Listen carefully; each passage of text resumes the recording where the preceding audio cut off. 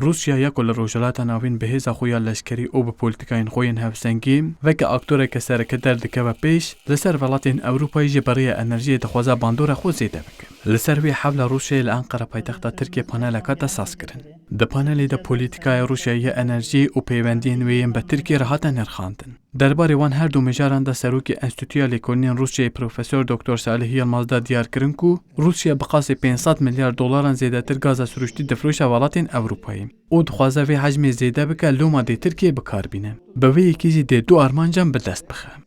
Rusya'nın enerji politikalarıyla günümüzdeki Rusya'nın enerji politikaları arasında Aboriya Rusyayê li ser petrol û xaza suruştî tê birêvebirin û ev xaz û petrol zêdetir ji bo welatên Ewropayê tê şandin. Bi taybetî Rusya bi Almanyayê re duwarê xaza suruştî re bazarê dike. Rusya vê xaza xwe nikare yekser li ser Ukrayna û Bulgaristanê re rêke. Ji loma jî bi Tirkiye re rêkeftina herka Tirk îmze kir û yekser xaza xwe dişîne Ewropayê. Rusya bi vê yekê peywendiyên bi Tirkiye re jî xurt dike.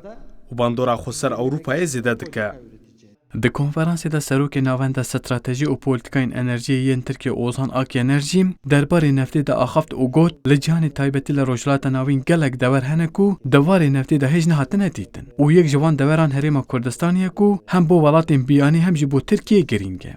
Ben şunu da ifade edeyim, gerçekten geliştirilebilecek daha çok kaynak var. Ez dikarim bibêjim ku li herêmê gelek çavkaniyê neftê yên mezin hene ku hêj nehatine pêda kirin. Taybetî jî li qada ku rêveberiya Kurdan lê heye, gelek çavkanî hene benda dîtinê ne. Pêwîst e demeke nêz de ev çavkaniyên enerjiyê bêne dîtin û pêş vebirin. Ger Tirkiye duwarê lêgerina neftê de xwedî amûrên bihiz bûna, niha gelek kompanyeyên wê li herêmê bûn. Ji bo welatên biyanî, herêma Kurdan dê bibe bazareke mezin, rojên bêde, ji ber ku hem çavkaniyên mezin hene, hem jî ewle ye.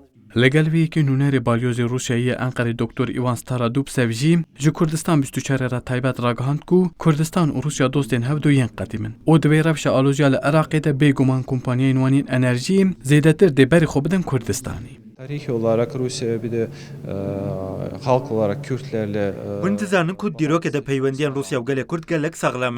Di salên dawî de jî taybetî li qada Sûriye Rusya daxwaz û berjewendiyên gelê Kurd diparêze. Di salên dawî de Amerîkayê serê Kurdan girêda lê di navbera gelê Kurd û Rusyayê de her gav peywendiyên gelek Kurd û bi hev re girêdayî hene. Bêguman alûziya Iraq û Îranê berê welatên biyanî dide bazarên ewle ji bo enerjiyê. Rusya jî bi kompanyên xwe li hewlêrê de kar û barên xwe zêde bike.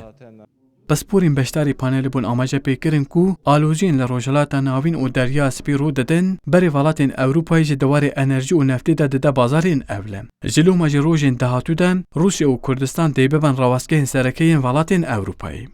ورال erişmiş. Kürdistan 24 Ankara.